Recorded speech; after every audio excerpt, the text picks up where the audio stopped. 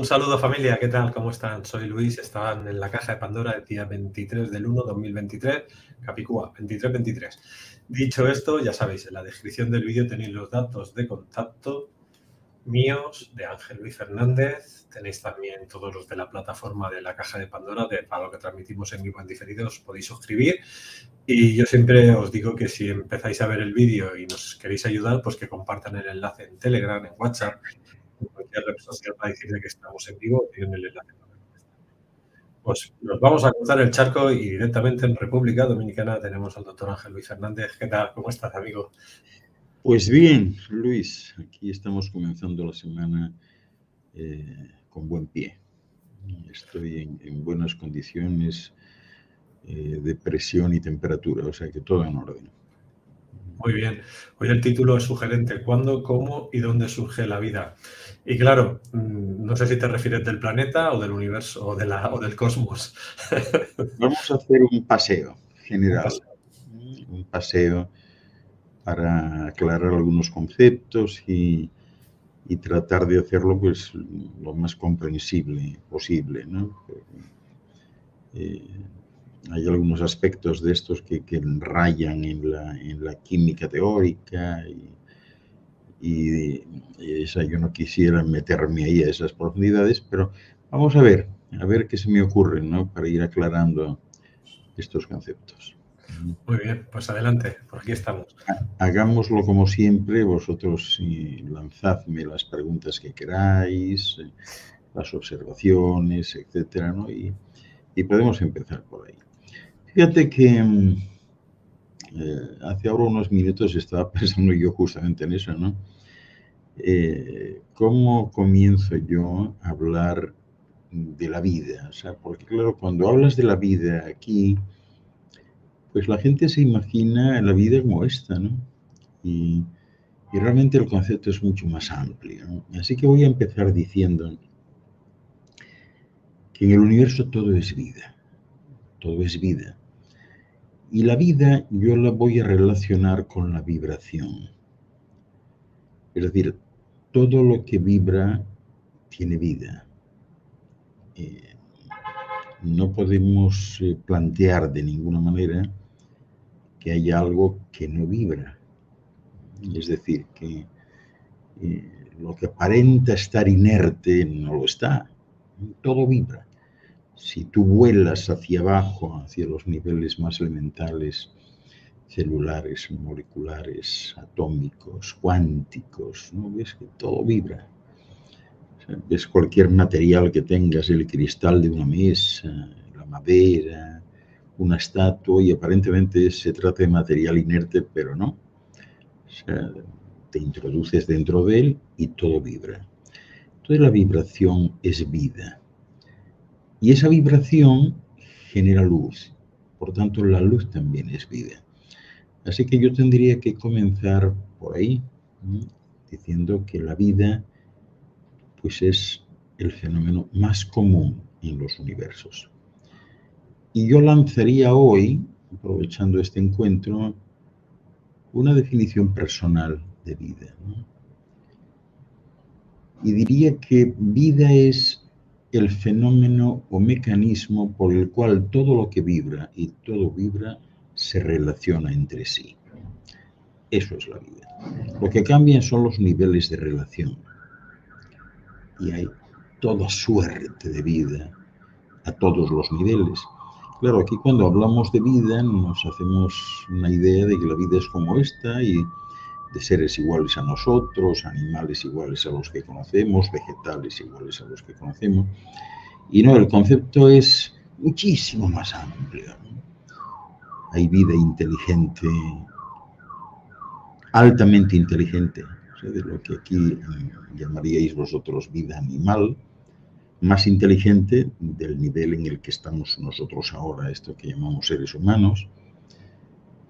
Hay vida vegetal también más inteligente, más desarrollada. Hay vida mineral más desarrollada también. O sea que circunscribir al ámbito de lo que conocemos aquí, la vida en el universo, pues es un craso error.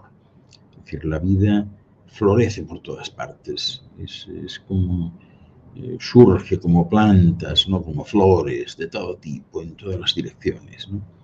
Y cuando uno cree que este es el nivel más elevado de vida, de repente vas a un astro donde el nivel más elevado de vida, incluso comparándolo con esta, pues resulta que es de tipo pétreo, ¿no? Así que vamos a comenzar partiendo de ahí. La vida, que es el fenómeno más común en los universos. Si queréis saber dónde hay vida, incluso vida parecida a esta, no tenéis más que asomaros por la noche al cielo nocturno y allá donde veáis una luz, allí hay vida. Es decir, haciendo una comparación, pues es como el caminante peregrino que está medio perdido por un bosque, ¿no? Va por atajos, sobre todo los peregrinos de antes, ¿no? Cuando no había carreteras, ¿no? Y de repente se encontraba perdido y tenía que dormir en el bosque, buscar un refugio, un árbol, algo, ¿no? Y de repente en la lejanía veía una luz y él decía, caramba, me salvé. Me salvé porque esa luz seguro que es de una casa y allí habrá alguien. Y aunque no me dejen entrar, yo puedo dormir a un lado, dormir en el pajar, en el cobertizo, etc. Y a lo mejor, qué sé yo, hasta me permiten entrar. Para él aquello era la vida, la luz, ¿no? Pues esto es igual, cuando os asoméis por las noches y veáis una luz por ahí encendida en el cielo maravilloso de la noche, cuando está despejado, ahí encontraréis vida. Y vida dentro de este espectro, o sea, un tanto más amplio, pero dentro de este espectro. Si nos vamos a yo me voy a circunscribir un poco a la vida aquí, que es la que conocéis, y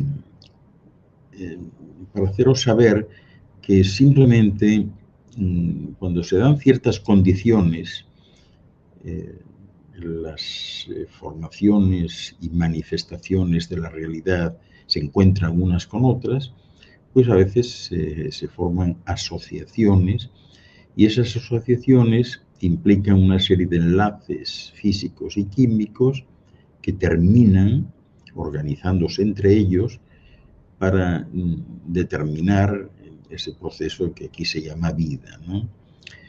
Aquí, por ejemplo, en la vida en la Tierra,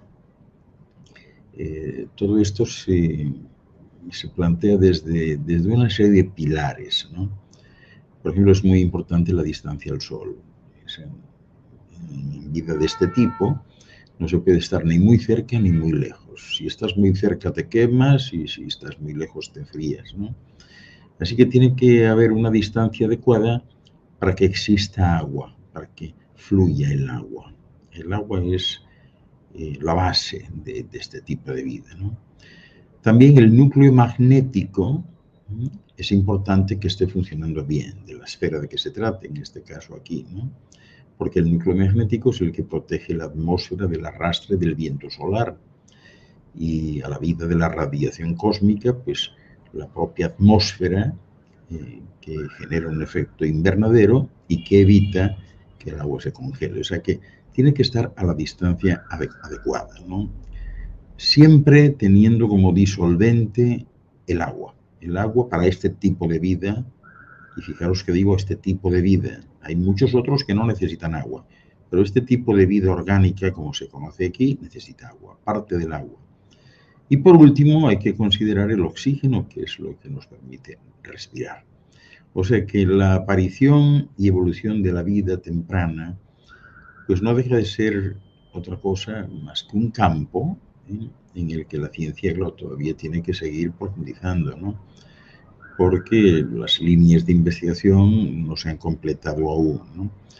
Pero sí partimos de unos primeros seres unicelulares que viven bajo una atmósfera respirable y que está compuesta inicialmente por gases como son el metano y el amoníaco. Me estoy refiriendo a situaciones como esta, ¿no? En esta introducción ya os imaginaréis que cuando aparece la vida, en cualquier momento. ¿Dónde? En todas partes, ¿no? Esta atmósfera inicial, que tiene como base gases como el amoníaco y el metano, pues está sujeta en un momento dado a una especie de oxidación, gran oxidación. Así que cuando la atmósfera comienza a poblarse de oxígeno en una forma molecular respirable, ¿verdad? Y esto es atribuible, en algún momento me habéis oído hablar de esto, a las cianobacterias fotosintéticas, pues una vez que surge la gran oxidación, deja la aparición del oxígeno en una cantidad suficiente como para resultar respirable, y eso queda en manos de otros microbios más primitivos aún. Sin embargo, lo que posibilita la aparición de la vida compleja, pues es curiosamente que el oxígeno, que inicialmente era considerado o podría ser considerado como un veneno para algunos de los primeros seres vivos, pues al final resulta que la reacción de este oxígeno con el metano consume este gas de efecto invernadero para producir agua y dióxido de carbono, y se cierra el ciclo, ¿no? Esto es, aquí en definitiva, lo que provocó un cambio climático importante que cubrió la Tierra de hielo durante más de 300 millones de años, ¿no? O sea que el oxígeno es crucial en este sentido, ¿no? Aquí se proyectó, es decir, los que hicieron esto, me vais a escuchar esto muchas veces porque ninguno de estos astros ni estos sistemas surgen espontáneamente, hay que hacerlos. Y al principio son masas completamente amorfas y hay que hacerlos. Aquí se proyectó un modelo de vida basado en el cloruro de sodio, ¿no? Y por tanto, pues no prosperó hasta que las aguas del océano primitivo pues hiciesen suficientemente salobres, ¿no? Este tipo de protoplasma que está implantado aquí no puede funcionar más que en una solución salina adecuada. Y los seres que son parecidos a nosotros, con esta conformación, tienen que tener también algo parecido que les anime por dentro. Por lo tanto, nuestra sangre no es muy distinta, ¿verdad?, a ese tipo de líquido, ¿no?, intersticial, inicial, ¿no? De manera que aquí toda la vida atávica, tanto vegetal como animal, pues evolucionó de ahí, de una solución salina. Tengo que decir que las primeras aguas que cubrieron la esfera, lo primero que había eran aguas dulces, no eran saladas, ¿no? Y hoy por hoy, incluso los animales terrestres, pues francamente no podrían continuar viviendo de no circular esa misma solución esencial, parecida, vamos, pero en esa misma línea, por su cuerpo en la corriente sanguínea, que libremente pues baña y que sume cada minúscula célula viviente pues en esas profundidades marinas. O sea, nuestra vida aquí es el mar. Sin mar no habría vida, sin agua no habría vida, ¿no? Y este mar ahora pues tiene la concentración de sales adecuadas para que todo esto funcione perfectamente bien, ¿no? Así que los antepasados, las primeras formas de vida, eran totalmente acuáticas, circulaban libremente por ese océano salado, ¿no? Y hoy, pues seguimos teniendo algo parecido. Es decir, si probáis la sangre y probáis el agua del mar, pues a lo mejor algunos no encontraréis ni diferencia, ¿no? Y esto es la sustancia conformadora de cada célula individual, ¿verdad? Es un líquido químico que en toda su esencia es equiparable al agua salada, que fue la que estimuló las primeras reacciones protoplásmicas de las primeras células vivientes que surgieron aquí, ¿no? De todas maneras, algo muy interesante es que los acontecimientos físicos en la Tierra y en las regiones adyacentes también del espacio van poco a poco preparando el escenario para cualquier intento de implantación de las formas de vida que son las que deben adaptarse a ese medio ambiente. Por eso la vida no es exactamente igual. La vida es un proceso en el que las formaciones manifestadas se tienen que ir adaptando, ¿no?, tanto a niveles terrestres como a niveles espaciales.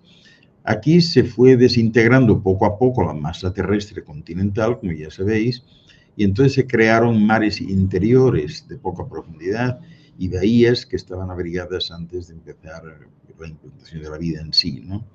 Claro, en un mundo como este, donde la vida tiene un origen marino, pues es imprescindible contar con áreas especiales, muchas veces situadas en mares interiores y tierras de la costa, con aguas protegidas, con bahías que dispongan de unas condiciones ideales para la implantación de la vida y la distribución de las aguas, que se vaya poco a poco ajustando pues, a las necesidades de la esfera y a las necesidades también de los primeros seres que la forman, ¿no? Estos antiguos mares interiores eran de poca profundidad, como os decía antes, tal vez 100 metros, 150 o 180, no sé. La luz del sol puede penetrar el agua hasta una profundidad adecuada, perdón, de 180 metros, y eso está bien, ¿no? O sea que el crisol inicial de la vida aquí, pues partía de esa base, de un clima benigno y estable. El astro no estaba demasiado cerca del Sol ni demasiado alejado, y así, pues la flora primitiva que iba surgiendo en el lecho marino, pues poco a poco fue saliendo a la Tierra, ¿no?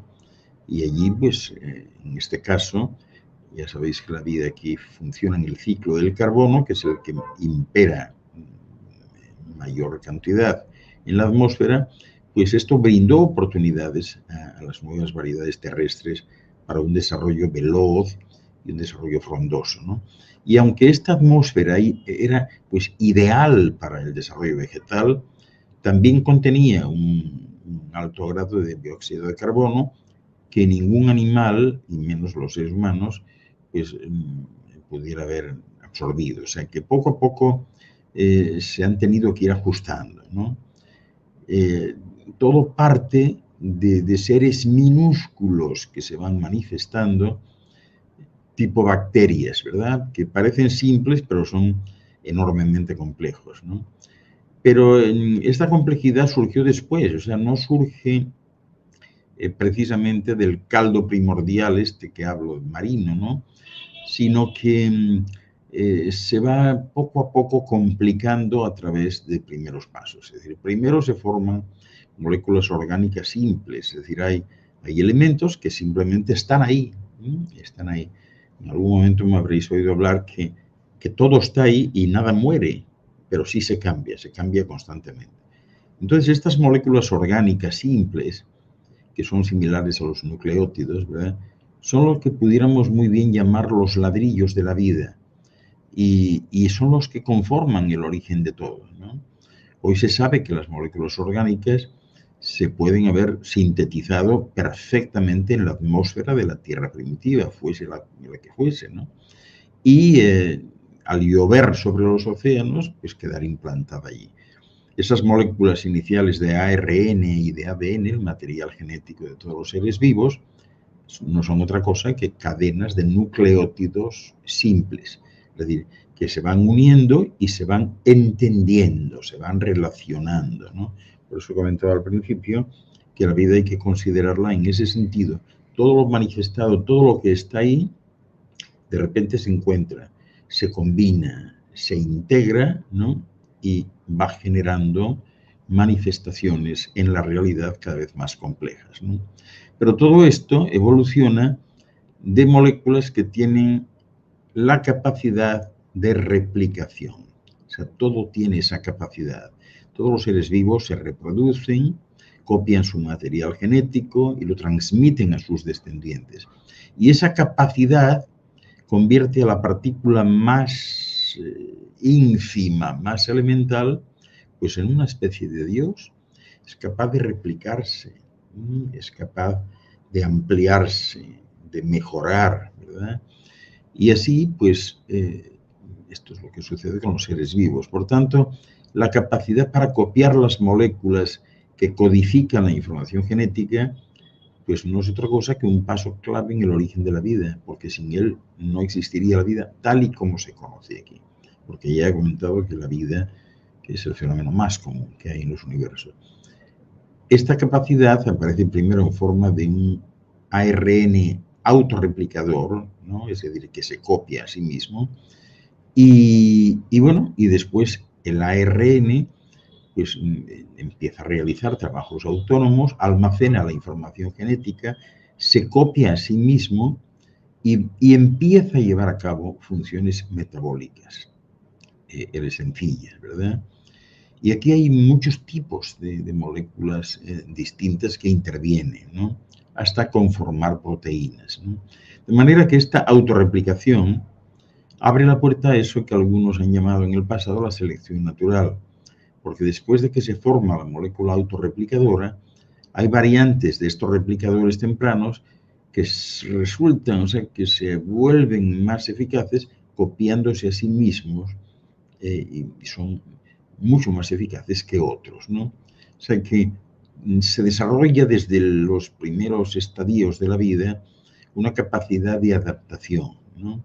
De forma que el proceso de selección natural continuada pues termina por acumularse y así pues esos primeros cambios en las moléculas replicadoras genera al final un sistema replicador que es estable y es eficaz. Entonces la aparición de todo esto inicial, estos componentes iniciales que están relacionándose entre sí, intentando convivir tranquilos y en paz, pues esto genera un mecanismo que provoca la aparición de una membrana, de una burbuja que los rodea para protegerlos, ¿no? Y esto tiene pues varias ventajas. Los productos del material genético se mantienen cerca unos de otros y el ambiente externo de esta, vamos a llamarla protocélula, pues es distinto del ambiente externo, ¿no? Y ahí empieza la cuestión. Las membranas celulares, entonces, de esta primera unidad, pues deben haber proporcionado una ventaja tan grande a estos replicadores que están ahí envueltos, que bueno, que ahora pueden perfectamente desarrollar una vida individual, entre comillas, ¿no? Y esto, pues, es lo más parecido a lo que nosotros hoy llamamos una bacteria, ¿no? O sea que las membranas celulares envuelven todo ese material genético y convierten al conjunto en un ente ya individual, que va a ir adaptándose a todo lo que encuentra y se va a ir perfeccionando, ¿no? Estas células comienzan entonces a desarrollar procesos metabólicos modernos y superan a las que tenían formas de metabolismo pues más atrasadas, más antiguas, ¿no? O sea que el ARN de alguna manera es el que provoca ese sistema de autorreplicación, es el que provoca que las células comiencen a evolucionar y también a utilizar moléculas diferentes para funciones distintas, ¿no? Por ejemplo, el ADN, que es más estable que el ARN, se convierte en material genético y las proteínas, que son más eficaces que el ARN como facilitadoras de reacciones químicas, se hacen responsables de las reacciones metabólicas básicas de la célula. Así que el ARN, queda degradado a una especie de papel de mensajero. Es el que transporta la información desde el ADN hasta los centros donde se construyen las proteínas de la célula. Y de ahí las células que incorporan estas innovaciones, pues superan a las células más atrasadas, ¿no? Y comienza el proceso de la vida. Es decir, aquí todo esto podemos situarlo pues algo más de 1000 millones de años, en los cuales algunas células dejaron de seguir su propio camino después de replicarse y desarrollaron funciones especializadas. Entonces dieron lugar al primer linaje de organismos pluricelulares de la Tierra, tipo alga, por ejemplo, la alga roja, que habréis oído hablar de ella, y que empezó a surgir pues, de la nada, ¿no? La vida tal y como la conocéis aquí, en este astro, empezó a desarrollarse hace aproximadamente 900 millones de años. Y hace 550 millones de años, más o menos, ¿no? Ya se empezaron a notar los modelos originales de vida de este mundo, ¿no? A través de una serie de elementos que fueron plantados en esas soluciones salinas que constituían los primeros mares. O sea que toda vida planetaria tuvo lugar en esas implantaciones que se hicieron. Hay seres de otros lugares que ayudan a esto, ¿no? Son conocidos como sembradores de vida, ¿no? Y vienen y bueno, aquí se hizo esto en 3 áreas puntuales, ¿no? La primera podríamos llamarla la central eurasiático-africana, la segunda pudiera ser la oriental austral-asiática y la tercera la occidental, que engloba todas las Américas y Groenlandia actuales, ¿no? Y así empezó la vida vegetal marina primitiva, ¿no? Esto es lo primero que surgió.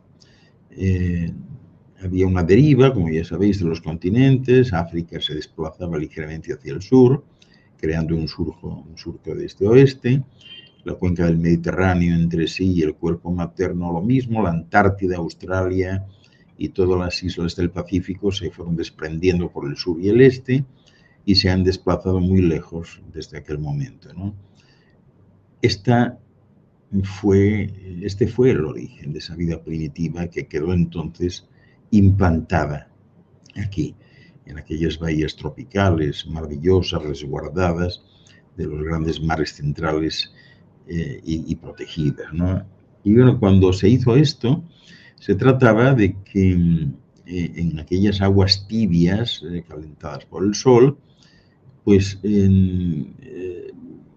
estaba previsto que aquel plancton inicial diese lugar a todo el proceso que culminaría con la llegada de seres como nosotros, ¿no? Se inició entonces una especie de transición de la vida vegetal a la animal, lo cual quiere decir que la primera vida que apareció aquí fue la vegetal, ¿no?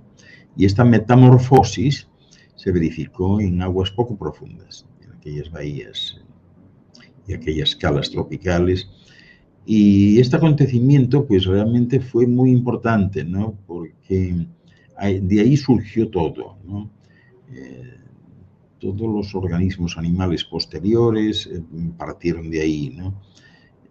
Aunque hubo un momento, todavía quedan algunos, que había organismos que no podían considerarse ni como planta ni como animal porque eran las dos cosas, ¿no? Hoy quedan algunos de ellos, ¿no? Como son ciertas medusas y como son los corales, por ejemplo, que son a la vez pues, animales, vegetales y minerales, ¿no? Y así, bueno, pues se puede seguir el paso de la evolución de la vida poco a poco, encontrando pues una serie graduada de plantas y animales bien estudiadas hoy, que conducen de manera progresiva a los organismos más complejos y avanzados, pero siempre a partir de organismos más sencillos, ¿no?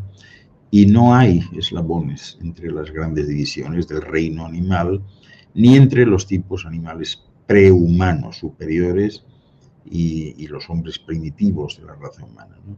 Así que estos que llaman aquí eslabones perdidos, pues realmente pues, se quedarán perdidos siempre, ¿no? Por la simple razón de que no existieron, o sea, eso no se dio nunca, ¿no?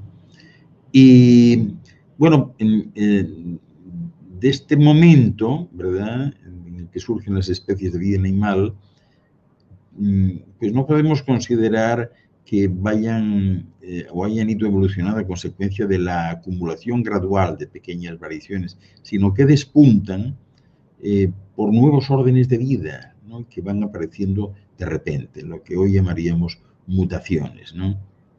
Y de esa forma la aparición súbita de especies nuevas y órdenes diversificados de organismos vivientes, pues constituye pues, todo el aspecto final de la rama de ese árbol fundamental que fue sembrado en un momento dado, ¿no? La vida animal, por ejemplo, pues evoluciona cuando se alcanza un grado perfecto de salinidad en los océanos. Y la verdad que el sistema resulta sencillo, ¿no? Cuando esas aguas salobres empiezan a circular por los cuerpos de los animales de la vida marina, ¿no? Lo que pasa es que al contraerse los océanos e incrementarse el porcentaje de sal en gran medida, pues esos mismos animales desarrollan la habilidad o la capacidad, como queráis, de reducir la salinidad de los fluidos de sus cuerpos. Y tal y como aquellos organismos que sabían vivir en agua dulce adquirieron la habilidad de mantener el grado adecuado de cloruro de sodio en todos los fluidos corporales, por medio de esa técnica ingeniosa, autónoma de conservación de la sal, pues hoy por hoy ya se conoce muy bien, o sea, con los estudios de los fósiles de la vida marina, cómo los esfuerzos que tenían que hacer aquellos organismos primitivos para ajustarse, ¿no? Y las plantas y animales, habría que decir, nunca cesan de hacer estos mecanismos de ajuste. Tanto plantas como animales terminan entendiéndose, terminan integrándose, terminan trabajando juntos. Eso es la vida, un proceso que se va acomodando a todas partes, ¿no? O sea que yo me estoy enrollando aquí, Luis, no sé si tenemos preguntas o no. No, de momento preguntas no, pero el que quiera que empiece a preguntar, pregunta 2 puntos y formular la pregunta. Yo lo que te quería comentar es, realmente, aunque nosotros hayamos salido de los océanos, estar aquí arriba también se podría decir que es un océano, porque respirar aire y estar en el aire es como si fuera un océano más sutil, ¿no? Es decir, menos denso. Sí, no, eso es exactamente así. O sea, habría que decir en ese sentido que la primera atmósfera de la Tierra fue el mar, el agua. La Tierra hubo un momento en que estaba completamente cubierta de agua, entonces la atmósfera era esa, ¿no? Luego se generó otra capa más liviana, que es la atmósfera actual, y que es la que respiramos algunos, ¿no? Pero debe quedar claro que la principal vida, la fuente de vida de esta esfera está en el mar. O sea, el mar es el que contiene mayor cantidad de seres vivos, mayor cantidad de plantas, de árboles, y el mar es la garantía de vida aquí.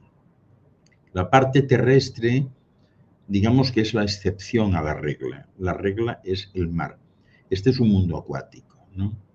Entonces, bueno, pues hay de todo. Hay seres cuya atmósfera es el mar y respiran el agua. Hay otros que respiran las dos cosas, agua y aire, y los hay que solo respiran aire. Es decir, que bien pudiéramos decir que esta esfera proporciona capacidad y posibilidad de respirar a todo el mundo. El que necesite agua lo tiene, el que necesite las dos cosas lo tiene, y el que necesite aire lo tiene, ¿no? Pero sí, es cierto, o sea, la atmósfera es como si fuese pues otra capa de agua, ¿no? Sí, pero inicialmente la atmósfera primitiva era agua. Cuando en algunas cosmogonías, como la de los Dogon en la República de Malí, en África, se habla de que los primeros habitantes, los primeros visitantes que llegaron aquí eran anfibios o acuáticos, pues es literalmente así. Los primeros que vinieron a echar una mano a terminar de arreglar la superficie de la esfera, etcétera, primero eran seres acuáticos, ¿no? Y luego eran anfibios, ¿no? Y luego ya hubo seres terrestres exclusivamente. Pero inicialmente sí, eran acuáticos. Los sembradores de vida, los que vinieron con todo su cuerpo y con todo, eran seres acuáticos. ¿Y tú crees que nosotros alguna vez podremos respirar también en los océanos? Es decir, ¿tendremos alguna forma natural o artificial que realmente nos permita estar muchas horas debajo? Sí, claro que sí. O sea, tiene que haber, hay un proceso de adaptación, ¿no? Pero sí, yo conozco casos que hacen eso. Super soldados. ¿Cómo? Super soldados. Bueno, no exactamente, ¿no? Pero sí, eso es una posibilidad, sí. Hay seres así. Sí, perdón, dime. Bueno, acaba y te hago la pregunta. No, o sea, te quería decir que conozco casos así. O sea, Muy bien. que no es una cosa tan extraña, ¿no? Bueno, MATS2 dice, hola, ¿por qué si evolucionamos para mejorar hemos perdido la posibilidad de respirar en el agua? Bueno, es que estamos en otro medio. Eso es justo lo que estamos hablando Luis y yo ahora, ¿no? estamos en otro medio, pero si viviésemos en circunstancias que tuviésemos que estar en el agua de alguna manera, esa capacidad, de hecho la ingeniería biológica de estos cuerpos humanos tiene previsto eso. Hay aspectos funcionales de los cuerpos que la gente no se da cuenta, pero por ejemplo el sistema respiratorio de estos cuerpos, sabemos, la ciencia sabe que el 15% al menos se realiza a través de los poros de la piel y no pasa por los pulmones, ¿no? O sea que a partir de ahí ya uno puede darse cuenta de que hay otras posibilidades. Estos cuerpos son excepcionales, o sea, la ingeniería biológica no puede ser mejor, ¿no? Así que es una cuestión simplemente de necesidad. Si tú tienes necesidad, tu cuerpo se amolda y te permite, de alguna manera, que, pues eso, que tú puedas aguantar más bajo el agua o que llegues a respirar bajo el agua. Este cuerpo está lleno de filtros, ¿no? Simplemente hay que utilizarlos, ¿no? Porque algunos están completamente atrofiados pues por falta de uso, ¿no? Pero sí, eso es perfectamente posible. Kevin nos dice, buenas tardes desde Perú. ¿Por qué la vida tiene patrones perfectos como la geometría y la evolución a la adaptación al entorno? Gracias. Bueno, en los universos el concepto del por qué ni para qué no existe. O sea, simplemente es una manifestación. Como dije al principio, la vida se manifiesta en todas partes y se manifiesta en la vibración. O sea, todo lo que vibra es vida. Y todas las manifestaciones de esa vibración en función de los patrones de longitudes de onda, frecuencia vibratoria, oscilatoria, etcétera, pues da lugar a la formación de grumos, ¿no? Y esos grumos, pues, pueden ofrecer la singularidad y la visión de que tienen una individualidad. En realidad no la tienen, o sea, un grumo es como una gota del océano que es gota durante un tiempo, ¿no? Pero que antes o después vuelve al océano, es decir, la gota es el océano y tiene toda la información del océano. Y esto es lo mismo, yo a veces uso el símil de un atole, de una papilla, ¿verdad? Cuando lo estás haciendo se forman grumos y tú agarras un grumo y te parece que ese grumo pues es como una almendra, ¿no? Porque está perfectamente formado, parece verdaderamente una almendra, pero no hay que olvidar que ese grumo es la papilla, es el atole, está compuesto de lo mismo, es exactamente igual, solo tiene una existencia fugaz como grumo, pero es el atole. Entonces nosotros, y todo lo manifestado, tiene toda la información del todo, porque todo es lo mismo, todo es lo mismo, ¿no? Y simplemente lo único que necesita es tener la capacidad, y la tiene, de relacionarse con todo lo demás, ¿no? Entenderse con todo lo demás, nutrirse también de todo lo demás, ¿no? Y provocar una conexión que permita, pues, en un momento dado, la manifestación individual eventual, que eso es lo que llamamos aquí vida.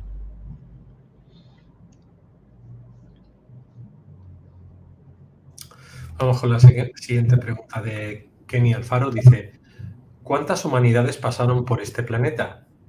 ¿Y qué número somos? Somos la tercera. Han pasado 3 con esta. Pero eso no es nada, Kenny. O sea, estos planetas se renuevan constantemente y pasan muchas humanidades. O sea, esto es parecido a un colegio, ¿no? Es como si me preguntases cuántos se han graduado de secundaria, ¿no? Pues muchos, ¿no? Que empezaron en primaria y terminaron la secundaria. Aquí sucede igual. La gente está convencida en muchos casos de que las humanidades simplemente se destruyeron y tal. No, no siempre. A veces ha habido algún caso, pero no siempre. Las humanidades simplemente, pues, elevan su tono vibratorio, elevan su frecuencia, y entonces ya no están aquí. Es decir, porque este es un espectro de unas determinadas frecuencias que son perfectamente mesurables, o sea, que puedes medir sin problemas, y entonces si te escapas a este espectro, pues ya esto no te contiene, o sea, ya tienes que estar en otro sitio, ¿no? Y eso es lo que sucede. Hay una mayoría de edad en las humanidades en las que ya todo el mundo está a una vibración suficiente como para que esto pues no les pueda contener. Entonces saltas a un nivel dimensional superior y obviamente desaparece todo lo anterior. Y eso es en general lo que sucede en todas partes. Eso es una cuestión de mayoría de edad. Aquí estamos en un proceso interesante ahora en el que esta desaparición ya ha comenzado hace unos años con ciertas personas que son personas especiales y que, bueno, pues lógicamente los especuladores empiezan a plantear que si fueron raptados, que los asesinaron, no sé qué y tal, y no. En muchos casos simplemente han desaparecido.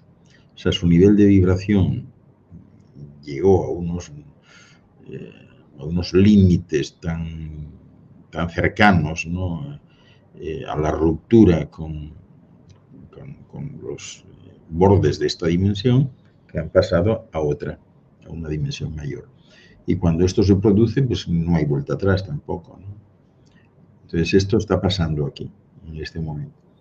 Estamos en un momento de convergencia también en que poco a poco, con los sistemas de información, la gente más informada, van sabiendo cómo funcionar, cómo sacar más partido de sus posibilidades, y entonces se va caminando hacia una estabilización de todos los niveles de esto que llaman la civilización humana, hasta llegar a un punto, que es la mayoría de edad de la esfera, en que existe una sola cultura, un único idioma, mientras existen los idiomas, un nivel de conciencia exacto, ¿no?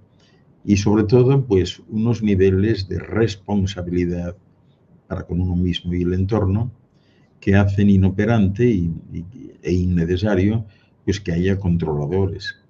Y los controladores son las patrias, los gobiernos, las policías, etc. O sea, hay un momento en que eso no se necesita cuando uno se hace responsable, cuando uno es responsable. Y si nosotros somos la tercera, la primera y la segunda, ¿cómo se llamaban? ¿Y la tercera? Es que estas civilizaciones han tenido muchos nombres, ¿no? Porque no se trata de una civilización que fuese, pues no sé, los atlantes. Los atlantes vivieron en un momento dado, pero había otras también, otros grupos humanos con otros nombres, ¿no? En la mayoría de los casos no se tiene constancia de ellos, ¿no? Y quienes tienen constancia, pues no han querido compartir porque aquí se da una circunstancia muy peculiar y es que se tiende a la adoración, ¿no? Es decir, aquí se habla de civilizaciones antiguas que en algunos aspectos podían estar más avanzados, en otros no, pero todos sabemos el imperio que existe ahora por lo ancestral. Es decir, hay mucha gente que, a pesar de haber llegado a este grado de desarrollo y de evolución a donde estamos ahora, pues que todavía apuesta por lo de hace 3.000 años, ¿no? Y bueno, lo único que nos falta ahora, pues es que alguien salga por ahí diciendo que hay que vestirse con esas túnicas largas y llevar sandalias porque eso era lo ideal en tiempos de Jesús, ¿no? O no usar ropa interior de ese tipo, hay que usarla de la otra. Es decir, todo eso se ha ido superando y uno tiene que ir adaptándose. Entonces, puede proceder tenerlo como cultura vernácula, conocer eso, pero no mucho más allá. Es decir, las evoluciones son personales, no son comparables, no nos sirve mucho eso, ¿no? Estas civilizaciones que han pasado por aquí, en un par de casos ha habido problemas, lo cual ha facilitado pues, el tránsito o la extinción, ¿no? Y en otro de los casos no, en otro de los casos ellos se elevaron solos, es decir, terminaron ese proceso de evolución y ya, o sea, todo lo que habían hecho aquí pues quedó sepultado en un momento dado porque la tierra lo cubre todo. Es decir, si nosotros abandonásemos las ciudades ahora, en muy poco tiempo, en el transcurso de una vida humana promedio normal, veríamos como la ciudad seguramente está ya completamente cubierta y comida literalmente por la tierra. O sea que esto no tiene mucha importancia. O sea, cada uno tiene que evolucionar desde la base en la que ha aparecido, en la que ha nacido, ¿no? Pero sí, ha habido otras dos grandes civilizaciones formadas por muchos grupos humanos que poco a poco pues fueron terminando su camino aquí. Tenemos a Cristina, dice, el mundo entrará en recesión en algún momento. ¿Volveremos en ese momento al mar? No. No hay recesión, Cristina. Uno va realmente... todos son experiencias. O sea, y en el momento en que acumulas experiencias, pues aumentas tu patrimonio, ¿no? Y ese patrimonio experiencial, pues no puede ir hacia atrás. O sea, tienes experiencias nuevas en tu haber, aunque las experiencias hayan sido traumáticas o del tipo que fuese, ¿no? O sea, recesión no hay. O sea, todo se va dando como debe darse, ¿no? Esta es una humanidad joven, un mundo de 4.600 y pico millones de años, pues es un mundo en la más tierna infancia, y entonces bueno, le queda mucho por hablar y mucho que decir y mucho por andar, ¿no? Es decir, todos estos que andan hablando ya, que si la destrucción del planeta, el apocalipsis. Ayer comentaba yo en un seminario precisamente esto, ¿no? Que es como tener a un niño de 8 a 10 meses y andar ya haciendo los trámites para ver cuál va a ser la funeraria más adecuada para cuando se muera, ¿no? Y qué le van a poner en la lápida y cómo va a ser. O sea, alguien tendría que decir a esa persona, mira, tú andas un poco despistado, ¿no? Y tiene 8 meses, el niño ni siquiera camina todavía. Déjale que ruede un poco, ¿no? Entonces aquí hay cierta manía en esto, ¿no? Yo no sé por qué se ha desarrollado tanto en esta humanidad el morbo de, pues eso de lo prohibido, de lo que está fuera del lugar, de lo destructivo, no sé. Bueno, por aquí nos comentan. Entonces será por eso que nos atrae tanto el mar y pasamos horas en él. ¿Que nos atrae tanto el qué? Dice, entonces será por eso que nos atrae tanto el mar y pasamos horas en él. Un comentario que nos bañamos. Sí, sí, puede ser. Es que somos marinos nosotros.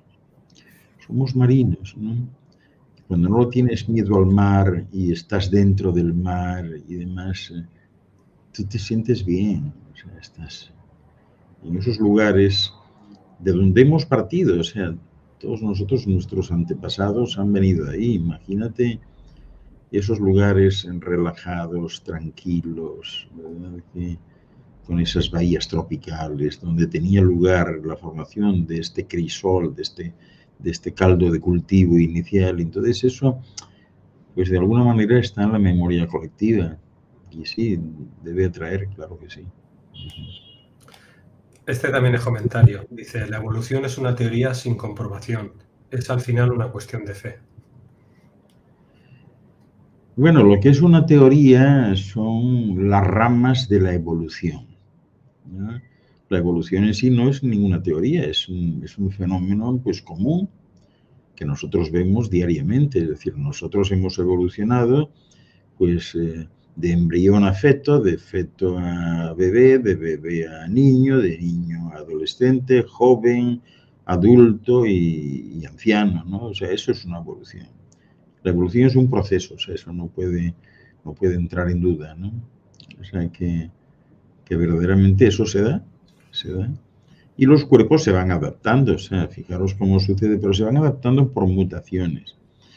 Y esas mutaciones son espontáneas. La propia naturaleza es la que genera las mutaciones. Es decir, un niño pequeñito que no puede comer nada como comemos de adultos y tal, pues no necesita dientes y no los tiene. Cuando la mamá empieza a proporcionarle a ese bebé alimentos más duros, entonces sí necesita dientes y se produce una mutación espontánea. Le salen unos dientes.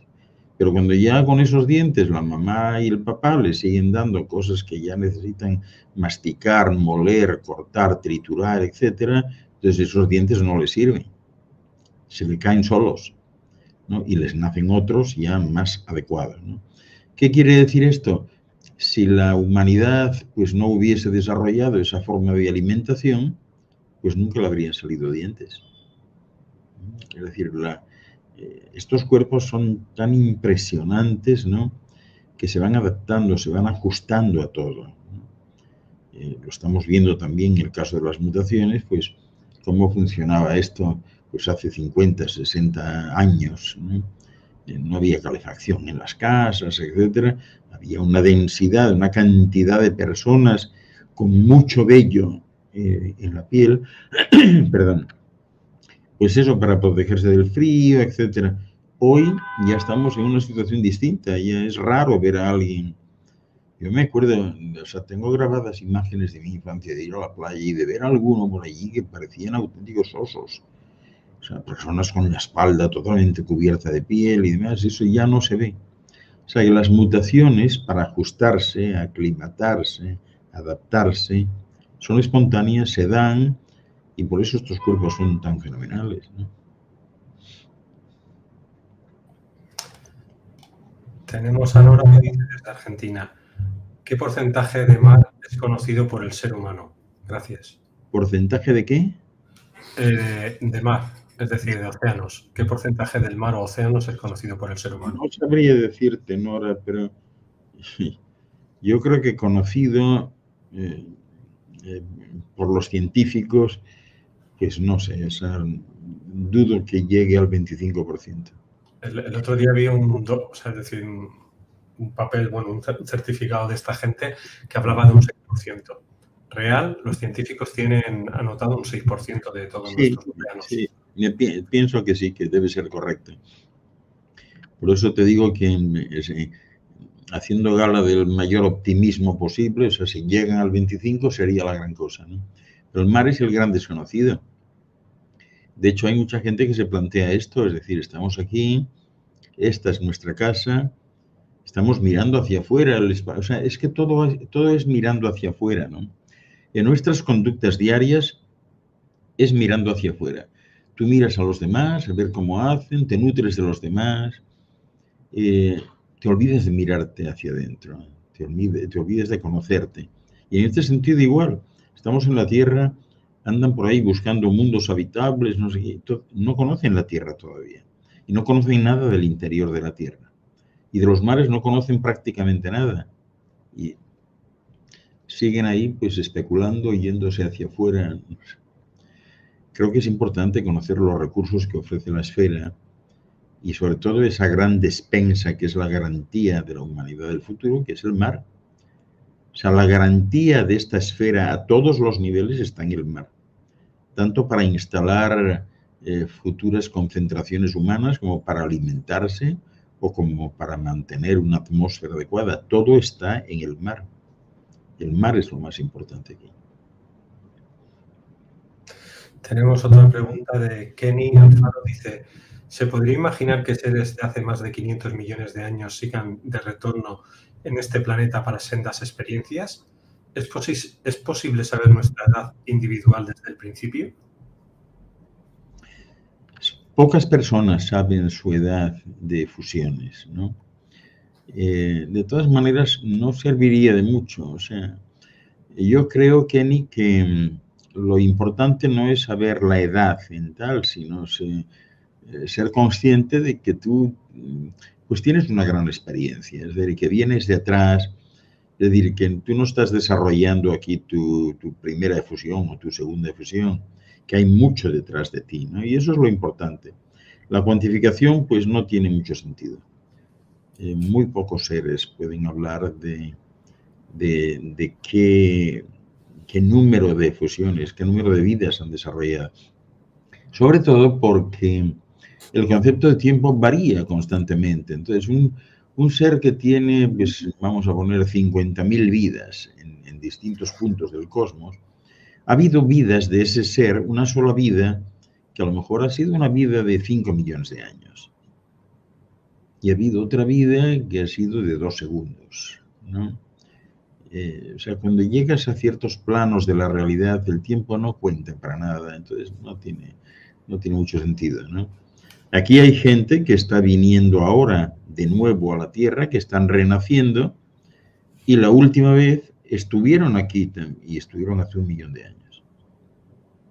Entonces, claro, uno pudiera decir, caramba, ¿cuánto tiempo has tardado en volver? No, para el ser, ese 1 millón de años ha sido como una fracción de tiempo. Para ese ser ha sido como algo instantáneo. Es decir, han estado en otro punto, en otro lugar, bajo una manifestación distinta, se ha deshecho aquello y ahora vuelven aquí y ellos tienen la sensación de que es hoy para mañana. Sin embargo, han tardado desde la última vez 1 millón de años. Pensador 21 nos dice, al doctor se lo siguen llevando en las naves. Él contaba que iba hasta un lugar alejado con poca ropa y se lo llevaban. Gracias. Yo sigo igual, forma parte de mi trabajo diario. Hago eso a diario. ¿Pero en viaje físico o astral? En viaje físico. Yo quiero ir a esas naves. Están abiertas, Luis, o sea, hay gente que pregunta mucho eso. Todas esas naves, como les llamáis vosotros, están abiertas siempre. Pero hay una cuestión de vibración.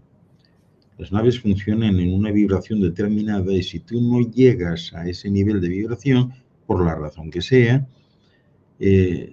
tú puedes, primero, si no llegas, no las vas a ver.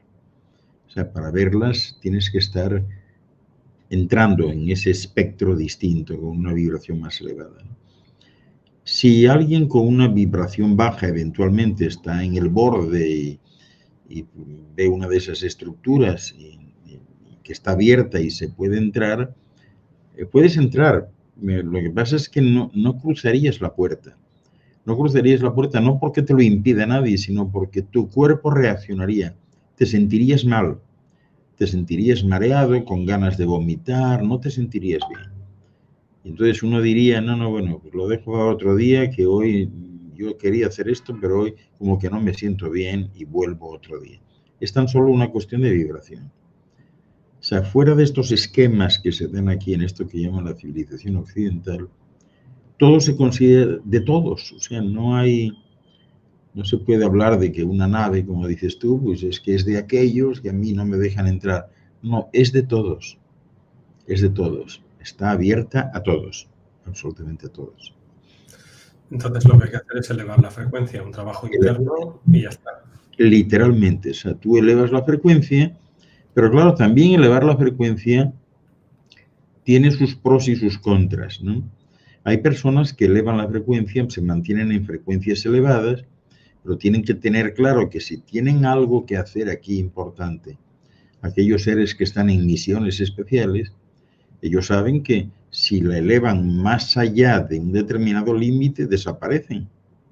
Y con ello desaparece la misión. Por tanto, hay seres que tienen frecuencias muy elevadas, se mueven en esas frecuencias, pero que en un momento determinado tienen que densificarse para no salirse de este marco de la realidad. ¿Y cómo se densifican? Bueno, pues enfadándose con uno, gritando, bebiendo ron, emborrachándose, o oyendo música de esta que hay ahora, ¿no? Eso te densifica y entonces te bajas un poco y ya estás tranquilo, ¿no?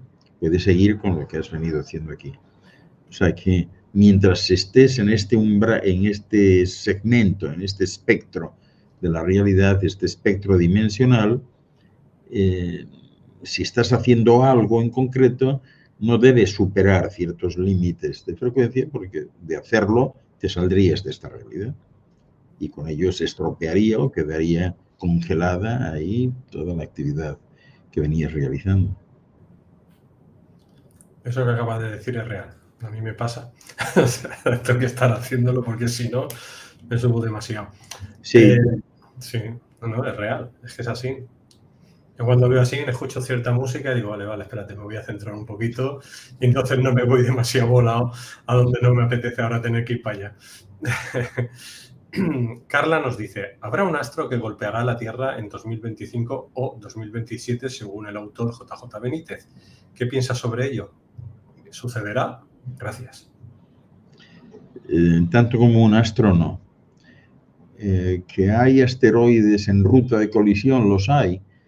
Lo que pasa es que en el cosmos hay otros elementos, es decir, de repente un asteroide en ruta de colisión con la Tierra, pues se ve afectado por un campo magnético de algo, ¿no? Y en último momento se desvía. O sea, eso no se sabe así, no se puede saber.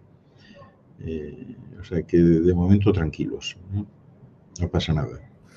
Yo diría que cuando una inteligencia superior a la nuestra, llámese dioses, semidioses, inteligencia artificial, quiere hacer un reseteo cuando deja caer esas cosas, ¿no? O sea, es decir, normalmente si la humanidad está bien y frecuencialmente va subiendo, no molestan. Pero claro, cuando la gente se vuelve corrupta, mala y acaban con ellos mismos, es decir, se acaban con su propia humanidad, entonces Sí. es cuando aparentemente hay un reseteo y aparecen caer esto y empezar como... Lo que pasa es que el reseteo es espontáneo, es decir, estas humanidades, digamos que llevan ciertas trayectorias que no son las mejores y antes o después tienen que ir al colapso, ¿no? Entonces el reseteo se produce cuando has visto que todo lo que has venido haciendo durante una vida no ha servido de nada. Y entonces te planteas ya una vida de otra forma, viviendo de otra manera, ya no quieres saber nada de dineros ni de acaparar nada porque de repente pues ha pasado cualquier cosa y o te lo han quitado o ha habido, qué sé yo, un problema geotectónico, un terremoto que te lo ha borrado todo el mapa. Y entonces en esa nueva etapa tú ya no quieres saber nada de esto, ¿no? Tú dices, no, yo me voy a ir al campo y me voy a arreglar con lo que tenga, yo no trabajo para nadie, voy a cultivar aquí 4 cosas y dedicarme a la contemplación y a encontrarme con esta naturaleza frondosa, tan maravillosa, en cuyo seno nunca he podido vivir, ¿no? Entonces, esos son los reseteos, ¿no? Los otros reseteos de los que a veces hablan, de que vamos a hacer esto, por eliminar, eso no tiene sentido ni tiene lógica tampoco. Nadie quiere un reseteo de esos, todo lo contrario. Los grandes empresarios, las grandes corporaciones, lo que quieren son clientes, o sea, no quieren eliminar clientes, quieren ganarlos. No quieren que el mundo tenga menos gente, quieren que tenga más. O sea, todo lleva un signo comercial hasta que deja de llevarlo. Cuando tú has visto que todo lo que habías hecho en toda tu vida has estado ahorrando, tenías un montón de dinero en el banco y demás, y un buen día pues te dicen que el dinero no vale nada, pues porque ha habido un colapso económico financiero mundial y demás, lo más probable es que tú digas, no, pues yo ya no vuelvo a eso. Mi vida de aquí en adelante será distinta. No quiero ya dineros, no quiero seguros, no quiero nada, me las voy a arreglar yo como yo pueda, ¿no? Y eso pues siempre pasa así, o sea, no es algo, esto no es una especulación, ha pasado antes así, en otros astros también. Zairen nos pregunta, ¿se volverá a destruir esta humanidad entonces? No, a destruir no, aunque claro, hay riesgos, ¿no? Hay riesgos. El riesgo nuclear existe siempre, ¿no? Si alguien aprieta el botón, el siguiente botón se aprieta 5 segundos después. O sea, claro que hay riesgos en ese sentido. Pero bueno, ya estamos en un momento, afortunadamente, ha llegado un poco antes de tiempo todo este proceso de generación de aplicaciones de inteligencia artificial y eso posiblemente pues sea un eslabón de la cadena necesario para hacer entender a los presidentes de los grandes países que deben evitar este tipo de juegos peligrosos, ¿no? Yo tengo mucha confianza personalmente de que la inteligencia artificial poco a poco vaya asumiendo roles directivos y de tomas de decisiones en lugar de gente que son incapaces de decidir nada y que tampoco tienen la capacidad intelectual de ver el cuadro completo en su máxima expresión, ¿no? Pero para eso la inteligencia artificial sí lo puede hacer. Entonces, creo que estamos en un buen momento de la historia. Esto se suponía la inteligencia artificial que empezase a aparecer una década después. O sea, ha aparecido una década antes, ¿no? O está apareciendo una década antes, y esto va a cambiar el mundo, verdaderamente. Solcito nos dice, el comandante Ashtar dice que todo lo que está sucediendo en la Tierra, que todo está sucediendo en la Tierra. Claro, yo no lo entiendo. Bueno, yo creo que he hablado de esto en alguna ocasión. El comandante Ashtar simplemente no existe.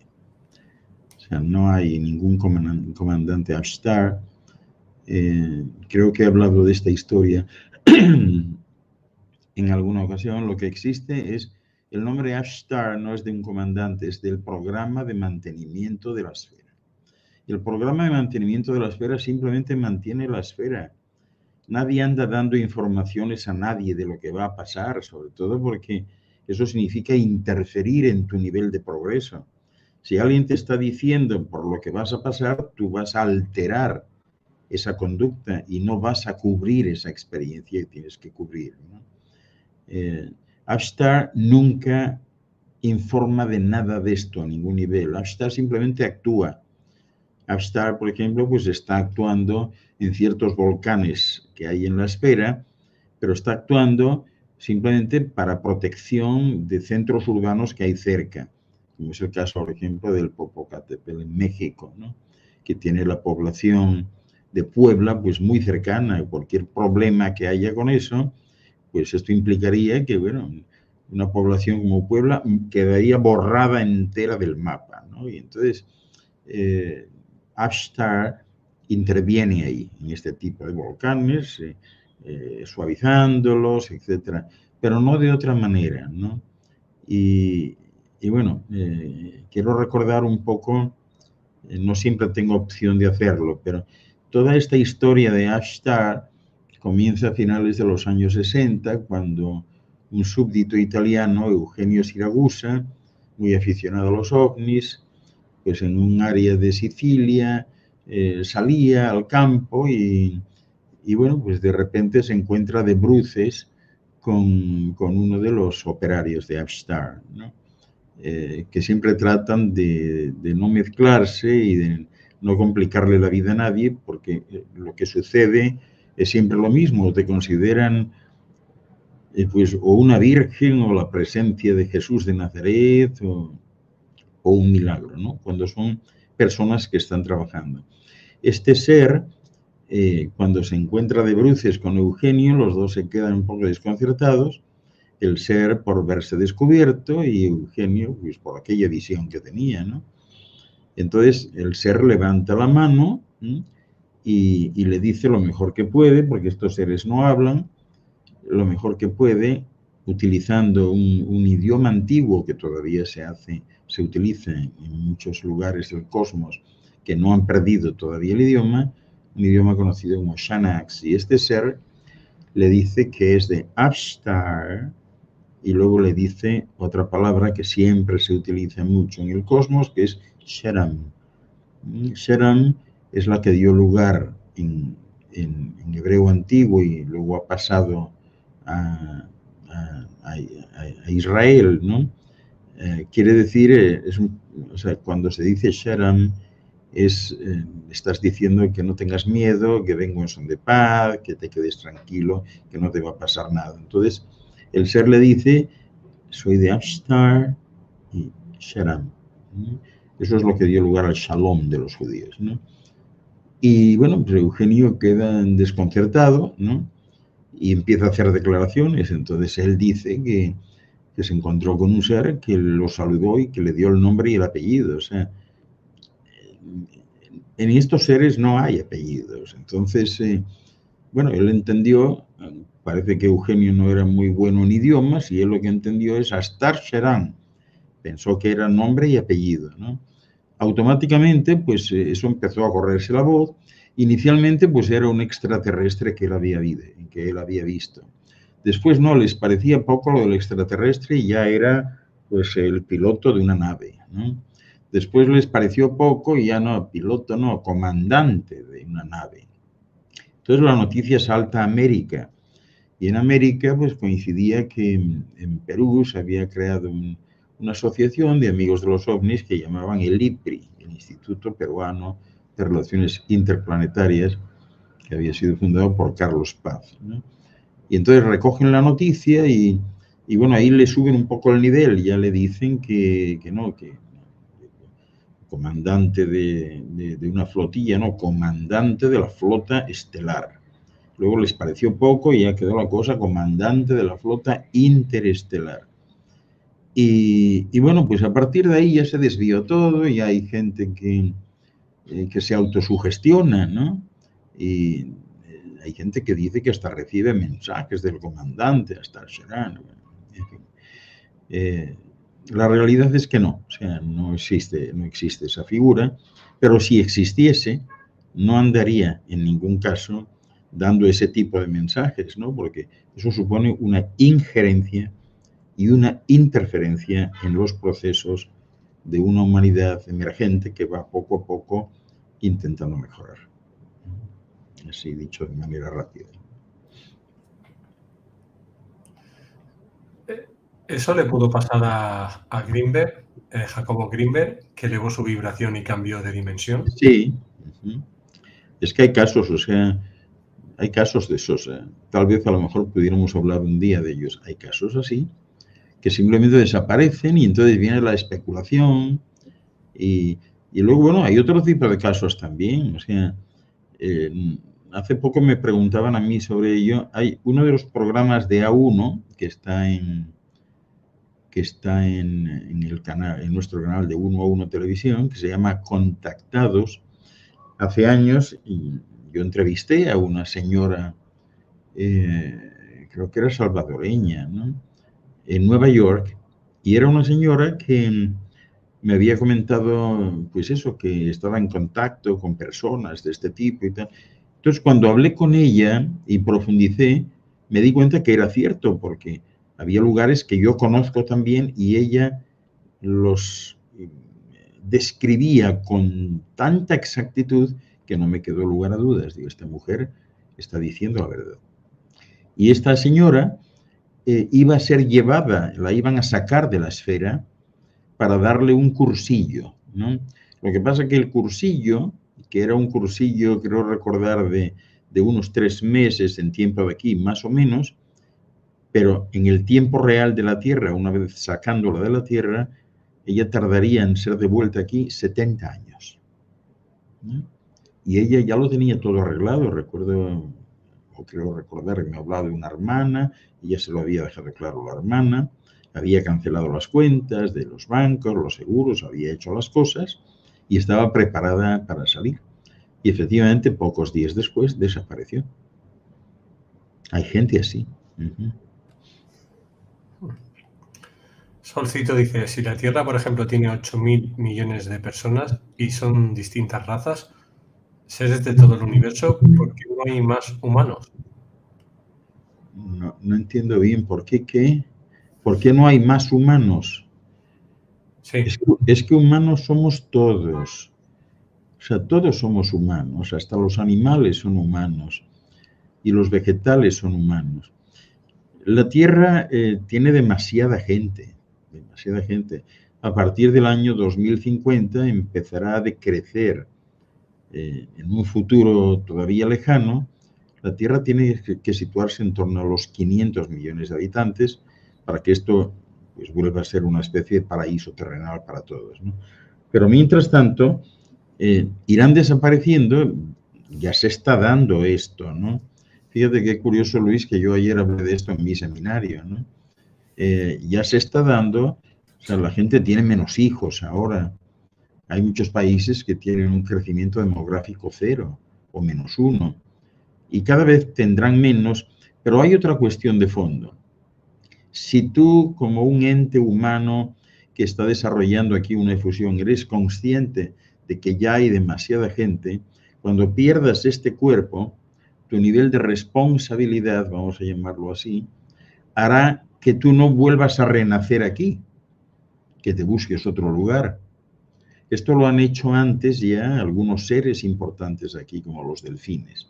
Es decir, simplemente tú renuncias a renacer en un lugar como este, porque sabes que hay que bajarle la población. Pero no hay que diezmar la población a base de exterminarla ni nada de eso, sino son procesos biológicos naturales. Eso irá funcionando solo, y se llegará a ese punto que será la mayoría de edad de esta esfera. Y en esa mayoría de edad habrá un solo nivel cultural, un solo idioma antes de que desaparezca el idioma y una sola raza. Las razas se van mezclando. Esto ya lo estamos viendo. Hace 60 años, 50 años, pues era imposible, o sea, ver a un ciudadano chino casándose con una súbdita completamente negra de Nigeria, ¿no? Y hoy ya no. Es decir, las razas ya se están integrando, se están mezclando. Cuando exista una sola raza sobre la superficie de la esfera, habremos llegado a la mayoría de edad. Juan Alberto nos dice, entonces, ¿la vida se transforma eternamente cada vez con más conciencia y conocimiento? Con más conciencia y conocimiento, se transforma constantemente. La conciencia la tiene siempre, porque la conciencia es simplemente, y el conocimiento también lo tiene siempre. Ese conocimiento está en cada elemental y minúscula y humilde molécula de ADN, pero no el conocimiento, sino todo el conocimiento de todos los universos. O sea, todo está dentro, ¿no? La conciencia es esa facultad que tienen los seres humanos de ser sensibles, de sentir todo lo que rodea, lo que les rodea alrededor, con el tipo de sentidos o capacidades sensoriales que tengan, ¿no? O sea que siempre se trata de una capacidad de adaptación. Tienes más posibilidades, te has perfeccionado más, tu campo se amplía, tienes otras opciones distintas. Pero sí, es cierto eso, la vida se transforma constantemente. O sea, no hay nada inerte, no hay nada que no vibre, no hay nada que se pueda decir que esté parado en algún sitio. Todo vibra y por tanto todo es vida. Ahora tenemos a Miguel de España. ¿Cree que algo tan extraordinario y complejo como el cuerpo humano puede ser replicado en el laboratorio? ¿Podría algún día gestar los bebés en incubadoras? Gestar los bebés en incubadoras, sí, se puede. Es posible que lo intenten, ¿no? Replicar el cuerpo, no. O sea, no, porque hay componentes del cuerpo que sencillamente no son replicables, ¿no? Ahora, yo creo que lo van a intentar en algún momento, ¿no? O sea, de alguna forma copiar las condiciones de, pues en las que una mujer embarazada tiene a su feto y replicarlas, creo que eso sí lo van a intentar. Y eso no, en realidad no supone nada, ¿no? Aunque creo que al final, personalmente, lo que va a suceder es que la mujer desarrolle una serie de enzimas, particularmente, que hagan que el mantenimiento, o sea, la gestación, dure muchísimo menos y que el nacimiento del bebé no sea traumático. En algún momento, alguna civilización aquí funcionaba así y creo que eso sí va a darse, ¿no? Y cuando eso sea así, posiblemente ninguna mujer quiera o acepte pues ceder su embarazo a un laboratorio para que su bebé pues vaya progresando en el seno de una incubadora, ¿no? Pero no, la réplica de un cuerpo humano no es posible. Y ahora tenemos René de Buenos Aires, dice, ¿cuánto nos han modificado con las cacunas? ¿Hay posibilidades de que las personas limpien su ADN? El ADN se autorreplica solo, como explicaba al principio, desde el ARN, ¿no? Entonces, eso son mutaciones espontáneas, o sea que no hace falta promoverlas. En un momento dado, pues la molécula de ADN siguiendo la terminología que utiliza, simplemente se limpia sola. Si hablamos en términos de limpieza, o sea, no hay nada que hacerle realmente, ¿no? Juan Alberto dice, en esos viajes que realizas a diario, ¿cuál es la experiencia más impactante que nos puedas comentar? Pues las experiencias más impactantes que tengo en estos últimos tiempos son precisamente en los mares aquí. Nosotros somos un grupo de 7 personas y en los últimos 6 meses hemos estado trabajando en mares, en mares profundos, en la zona de Indonesia, pudiéramos decir en el lenguaje coloquial aquí,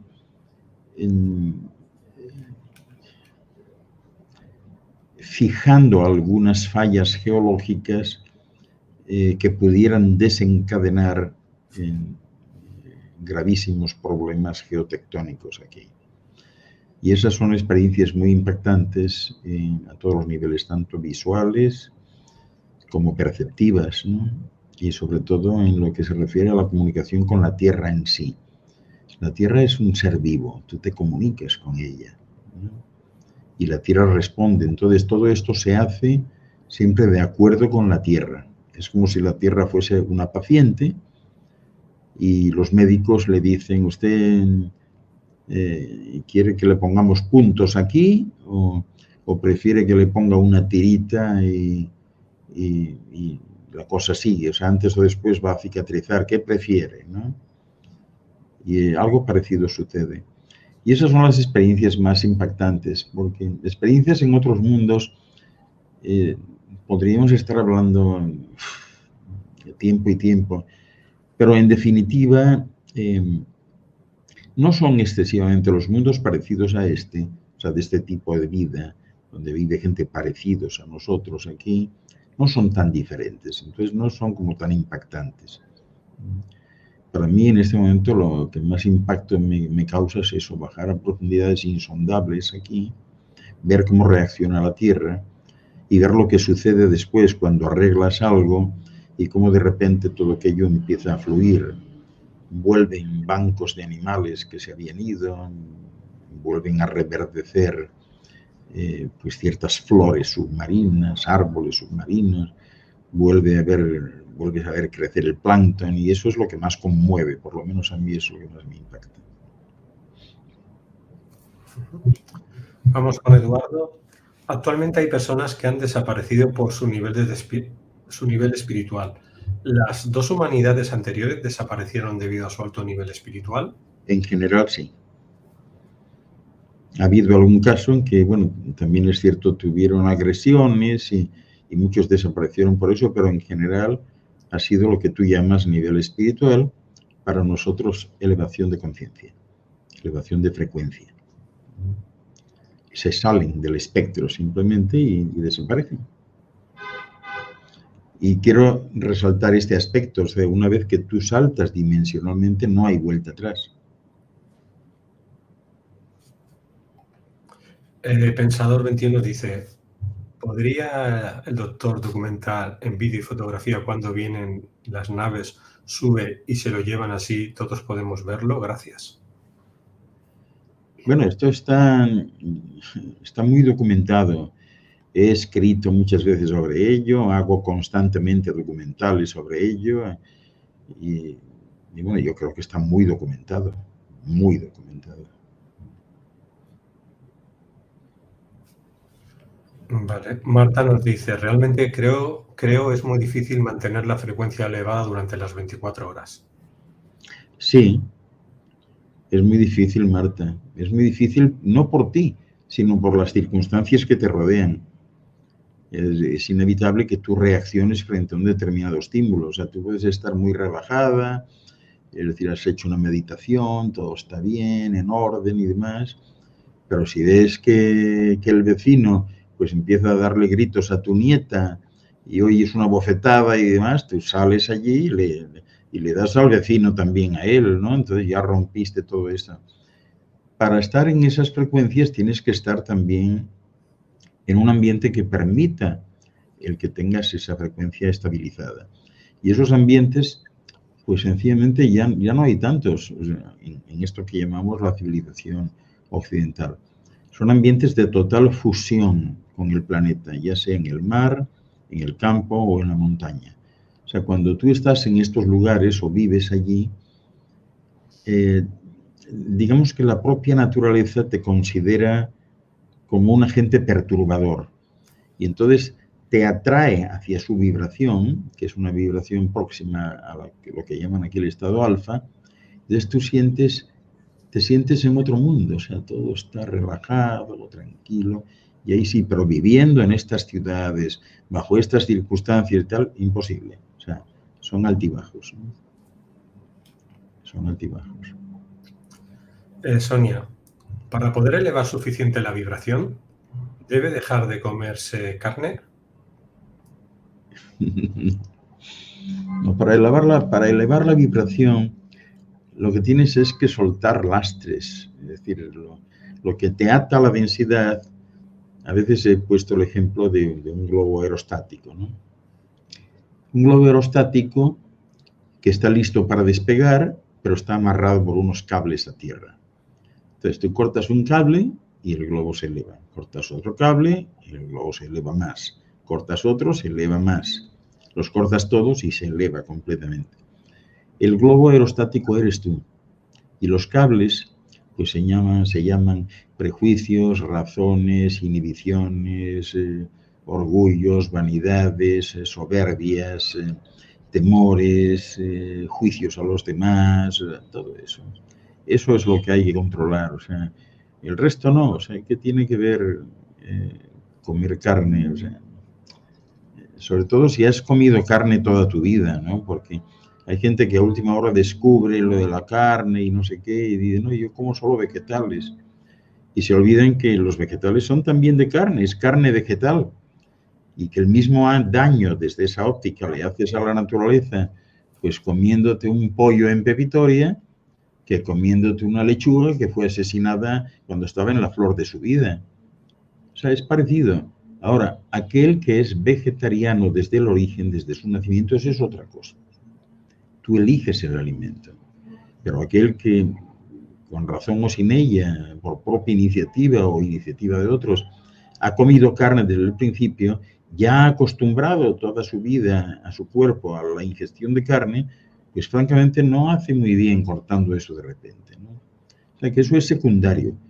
Para mí lo más importante es lo otro, o sea, las actitudes con fe, ¿no? Que tú seas más abierta, o sea, que desprendas e irradies amor por todos los costados, o sea, que no tengas una vida complicada, que no juzgues a nadie, no te compares con nadie, ese tipo de cuestiones, ¿verdad? Eso es lo que te hace elevar la frecuencia, ¿no? Y sobre todo, resumiendo, que te vuelvas más lenta. La lentitud está asociada con la elevación de la conciencia. Más lenta, que hables menos, que hables bajito, que evites los ruidos, que comas pues lo que tienes que comer, pero justo, o sea, no más, ¿no? No más. Y que bebas pues lo que consideres, ¿no? Y que en definitiva estés utilizando tu intuición como tu verdadero guía. El único guía que tienen los seres humanos es eso, el que procede de la intuición. Porque en el fondo, pues, es absurdo pensar en maestros, en gurús, en no sé qué, y en hacer trampas, ¿no? Que me tomo esto y con esto me elevo a no sé dónde, ¿no? O me pongo este amuleto aquí colgado y ya voy a tener éxito en la vida. Eso son trampas. Bueno, yo quiero aquí comentar a una persona que está comentando con el tema ya entramos con el tema de la carne, sí, no. Para mí, las plantas tienen 26 sentidos. O sea, le hacen más daño comer a una planta que comer a un animal. Entonces, si eres pránico y te alimentas del prana, también te estás comiendo un animal, porque el prana también es un animal microscópico. Entonces, hagas lo que hagas, eres caníbal en este planeta. Entonces, te tienes que empezar a respetar tú por ti mismo, dar las gracias a lo que estás comiendo para poder vivir en esta esfera. Pero a mí lo que Miguel, como está diciendo ella, sus hermanos mayores o sus historias peculiares que entran en la cabeza, pues eso a mí no me representa. A mí lo que me representa es que yo soy un ser consciente y como consciente que soy, doy las gracias por lo que hago. Punto y pelota. Es el mismo canibalismo, comer carne que comer prana, que estar comiendo plantas que comer piedras. Lo mismo. Exactamente igual. Exactamente igual.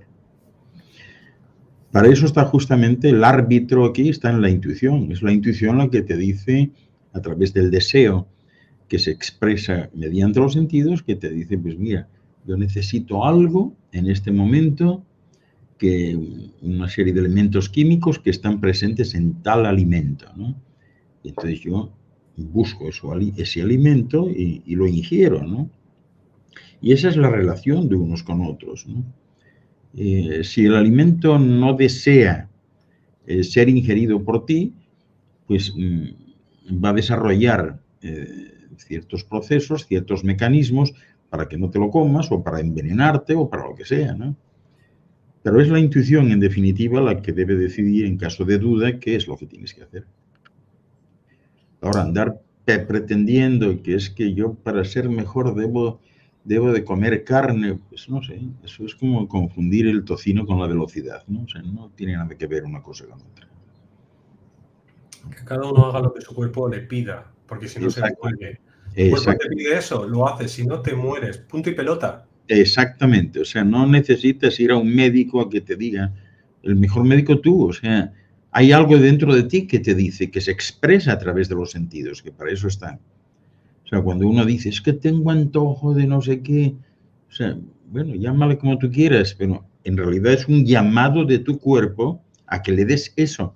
Necesita en ese momento esa sustancia química que está presente en tal fruta o que está presente en tal pastel, ¿no?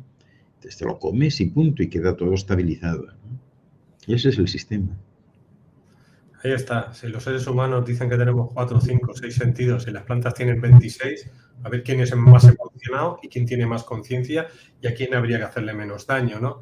Es que no se dan cuenta, Luis, que, por ejemplo, fíjate, hay tantas experiencias hechas con plantas, de ponerles, por ejemplo, electrodos a una planta y a otra planta de la misma especie a 1 kilómetro de distancia, poder ponerle también unos electrodos para medir la reacción de la planta. Entonces, a la primera planta va un jardinero, que a lo mejor no sabe nada, tú le dices, mira, tienes que cortarme estas plantas, ¿no? Y te voy a pagar tanto. Únicamente que cuando está cerca de la planta y le va a dar el tijeretazo, siempre hay alguien ahí que le dice, no, perdona que cambiamos de opinión. Pero cuando la planta siente que allá va el hombre con la tijera lista, ¿no?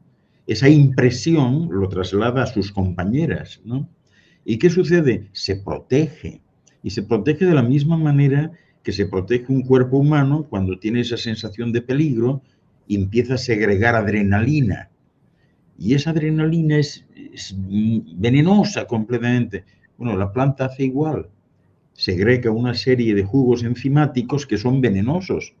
Entonces, lo que tú crees que es estupendo, la planta, todo verde y demás, lleva dentro los jugos estos que son venenosos también para el ser humano. O sea que en el fondo es lo mismo. Es exactamente igual. Vamos ahora con Zayen, que nos hace otra pregunta. Dice, ¿qué piensas de la gente que canaliza a Maika y que dice que van a venir naves a rescatar a la humanidad?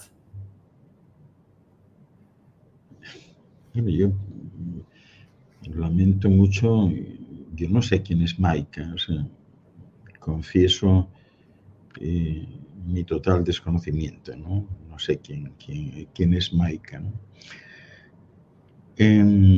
Lo que sí os he comentado muchas veces es que los seres que tienen algo que decir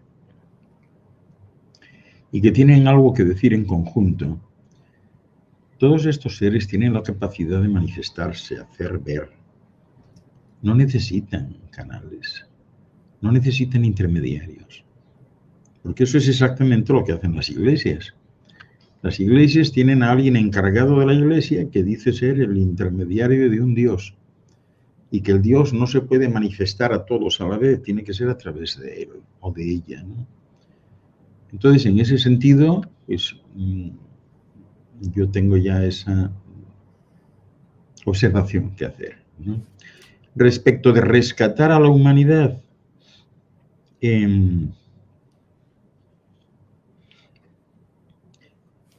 Rescatar a una humanidad en un momento dado significa, o puede significar, privarla de hacer algo. Porque si hay una ley de leyes en los universos es exactamente esa: no intervención, no interferencia, no injerencia. Déjales que tengan su experiencia y que aprendan de ella.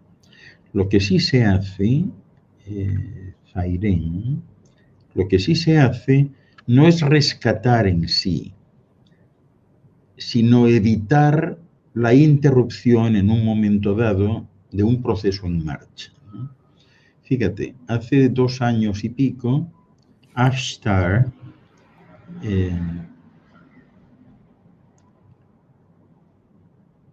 absorbió a toda la población de una ciudad de México que se llama Mexicali, porque iba a recibir el impacto de una nube tóxica desde el espacio. Estas nubes tóxicas que a veces se dan son paradas y destruidas prácticamente en su totalidad en los niveles altos de la atmósfera, en la ionosfera. Pero hay una parte que siempre llega a tocar tierra. Si esa nube tóxica llega a tierra, todos los moradores de ese lugar, incluyendo animales y plantas, quedarían con su efusión interrumpida ahí. Entonces, Ashtar en estos casos lo que hace es literalmente dormirlos a todos, personas, animales y algunas plantas, las más endebles, las saca y X horas después, cuando pasa el efecto, les devuelve. No se enteran más, o sea, se enteran unos pocos, ¿no? Y se restablece todo, ¿no? ¿Por qué se hace esto? Bueno, porque en este caso eso podría desencadenar un conflicto mundial. Es decir, si México entiende que está siendo, que la ciudad de Mexicali ha quedado destruida, pues lo primero va a echar la culpa a los Estados Unidos o a los rusos, ¿no?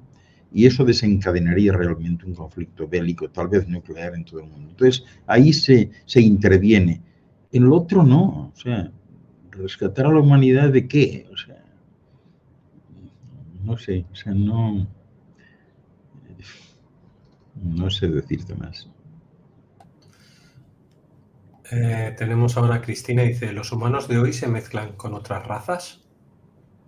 Sí. En la Fundación 1 a 1, Cristina, no sé si tú habrás oído hablar, que supongo que sí. Tenemos mucha gente en la Fundación 1 a 1 que se mezclan con otras razas, literalmente. O sea, ahí tenemos el caso de muchas mujeres, no pocas, sino muchas, que tienen relaciones íntimas con seres de otro sitio y que están encantadas. Hay personas también, hay mujeres que tienen una familia aquí, hecha y derecha, formada, todo bien y demás, y que tienen otra familia en otro astro. Y son llevadas al otro sitio de vez en cuando, con una diferencia de tiempo, y son madres allí de esos otros hijos. Y bueno, pues aquí lo que hacen es comentar con su familia que van a un congreso, que van a hacer algo y demás, y ese congreso está bien lejos de aquí. Pero por otra parte, hay también mezcla. En estos próximos tiempos empezarán a surgir casos así, de personas que no nacieron aquí, que nacieron en otro sitio y que al final tienen parejas de aquí y que viven armónicamente, incluso se han casado, están aquí. Esto siempre ha existido, Cristina. Ahí está. Dice Nora, ¿podrías hablarnos de Aldán, Maquiventa y del Ángel de la Verdad? Aldán es el nombre real de la persona que en su momento fue Sócrates aquí, ¿no? Y es una de estas personas, de las que hablamos aquí también hace tiempo en la caja de Pandora, que no dejan que su cuerpo se pierda, dejan su cuerpo en ciertos lugares que hay aquí, el cuerpo queda en un sistema de preservación y la esfera vital sale de ese cuerpo, eventualmente va a otros cuerpos, es decir, imaginaros que esta persona deja su cuerpo ahí en buenas condiciones, con una edad promedio de 55 años, la esfera vital sale, puede nacer y morir en otros cuerpos y eventualmente en un momento dado pues viene y recupera el cuerpo que tenía porque quiere hacer algo aquí. Este es el caso de Aldán, ¿no? Aldán es un ser de alto rango, de alta luz, que de vez en cuando viene aquí, ¿no? Y que además tiene descendientes aquí, tiene familiares aquí, ¿no? Maki Benta, por no alargarme demasiado, Maki Benta fue el primer maestro, por decirlo así, que tuvo esta esfera y que intentó disuadir a las primeras colonias que hiciesen ciudades. No se pudo, y bueno, él entonces llega y organiza la primera ciudad importante que tuvo lugar en lo que hoy es Palestina, Israel, que se llamó Yehús, ¿no? Organizó aquella ciudad, después al otro lado de un río que había entonces, se generó otro barrio, otra ciudad, que se llamó Salem, y que finalmente las dos dieron lugar a la actual Jerusalén. Y él fue la primera persona que organizó las cosas para una convivencia pacífica en la ciudad que él no deseaba, pero es lo que había, ¿no? Es considerado, pues, uno de los grandes maestros de toda la historia de este planeta, ¿no? Y fue la persona también que le sugería que no practicasen tanto politeísmo, ¿no? Porque, o sea, en aquel tiempo tenían hasta un dios del agua, otro dios de no sé qué, el otro, o sea, había tantos dioses que decían, no, tenéis que fusionar, si queréis pensar en un dios, pensad en un solo dios, o sea, porque si no, esto es el cuento de nunca acabar, vais a tener más dioses que estrellas en el cielo, ¿no? Y bueno, pues este fue Maquidenta, ¿no? Y el ángel de la verdad, pues es alguien que viene de vez en cuando, se le llama cariñosamente el ángel de la verdad, porque es el que viene a traer información de la luz. A traer información, pero no en forma de dogma, ni preceptos de fe, ni nada, sino información que pide que sea contrastada con la intuición de cada uno. Y cuando viene el ángel de la verdad, pues hay mucha gente que literalmente despierta así y siente que no depende de nadie ni necesita de nadie, sino simplemente bucear dentro de sí mismos para ver qué les dice su intuición. Solcito nos dice, en la película como Avatar 2 y La Pantera Negra 2 muestran civilizaciones acuáticas. ¿Crees que de alguna forma están implantando una idea porque saben que en algún momento pasa el planeta Tierra a ser completamente acuático? Bueno, la Tierra va a ganar agua en este tiempo, ¿no? Porque se están derritiendo. Esto es cíclico, esto no es imputable a la humanidad de superficie, sino que de vez en cuando sucede, ¿no? Se derriten los polos un poco, aumenta el nivel del agua, y bueno, lógicamente muchas poblaciones costeras pues van a estar anegadas, ¿no? En un futuro, o sea, no ahora, no es un tema de preocupación. Además, eso es gradual, no es de un momento para otro. Yo creo que estas películas pues están basadas en testimonios de personas que conocen estos lugares, porque la verdad es que las películas están muy bien hechas y sitios así existen por todas partes. Evidentemente, eso no es fruto de la imaginación de nadie, sino son datos muy precisos y muy concretos, ¿no? Ahora, el volver al agua es posible, es posible. Es posible que haya unidades habitacionales en los próximos años dentro del agua, ¿no? Se está bien en el agua, ¿no? Y sobre todo a niveles de temperatura y demás. Pero personalmente entiendo que lo que tratan es de elevar la conciencia de la gente a otras posibilidades de vida, vida en otros mundos, o cómo puede ser esto, pues cuando estemos fuera de estas ciudades de tanto hormigón, tanto asfalto, tanto ruido, todo esto, ¿no?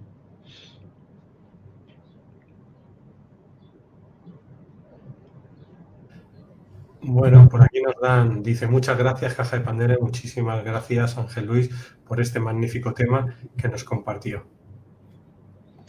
Yo creo que de todo esto, la idea que quisiera trasladaros, ¿no? Y bueno, lo primero que quiero trasladaros es que cuando me escuchéis, esto que os digo no es para que creáis nada, o sea, eso tenéis vosotros que de alguna manera someterlo al tamiz de vuestra intuición. O sea, no creáis al pie de la letra lo que digo, yo simplemente pues aprecio la posibilidad de expresarme, me preguntáis o me piden que hable sobre tal tema y hablo y más nada, o sea, no tengo otra pretensión, ¿no? Pero que sí que tengáis claro en lo que hemos visto hoy, que la vida es el fenómeno más común de los universos, que todo es vida, que no hay posibilidad en ningún sitio de ese concepto de muerte que se ha implantado aquí. Eso no existe. Lo que sí existen son cambios. Pero la esfera vital, de la que hablamos en otro de estos encuentros con Luis Palacios, la esfera vital es lo que sois vosotros. Y eso no se pierde jamás. Lo que pasa es que la esfera vital, pues lo único que lleva, lo único que la engorda, son vuestras experiencias. Y cuanto más traumáticas, valen más importantes, más elevación. Y eso no os lo puede quitar nadie. Ahora que nadie piense que en la esfera vital pues va a llevar el dinero que tiene, las joyas que tiene, qué sé yo, los conocidos, las influencias o el currículum. Eso no, eso se queda aquí. Por esta razón es importante vivir el día a día, porque nunca sabréis, en definitiva, si a lo mejor hoy es el último día de vuestras vidas, ¿no? Pero nada termina. La esfera sigue con todo y con toda la información. Esa esfera que está alojada aquí y que sois vosotros, contiene toda la información de esta y de otras efusiones anteriores, de otras vidas. Pero la esfera es muy sabia. La eternidad es sabia. Y no permite, por ejemplo, que recordéis vida tras vida, salvo que estéis haciendo un programa que haya sido diseñado por vosotros a varias vidas. En este caso sí hay que recordar, porque si no estaríais perdidos, siempre eternamente comenzando. Pero en condiciones normales esto funciona tan bien que cuando uno nace es como si naciese la primera vez. O sea, como si fuese nuevo de paquete completo, ¿no? No se arrastra nada. No se arrastra nada. Porque eso que teóricamente se arrastra se emplea en forjar vuestro carácter. El carácter es la suma de las experiencias pasadas que habéis tenido. La personalidad depende del ambiente, de las circunstancias y de otros patrones de conducta que desarrolláis en la presente efusión. Pero el carácter está conformado por todo lo que habéis hecho y lo que habéis pasado. Es decir, el carácter no es otra cosa que la solera de esa botella de vino que sois vosotros. Ese es el carácter. Entonces, todo está bien como está.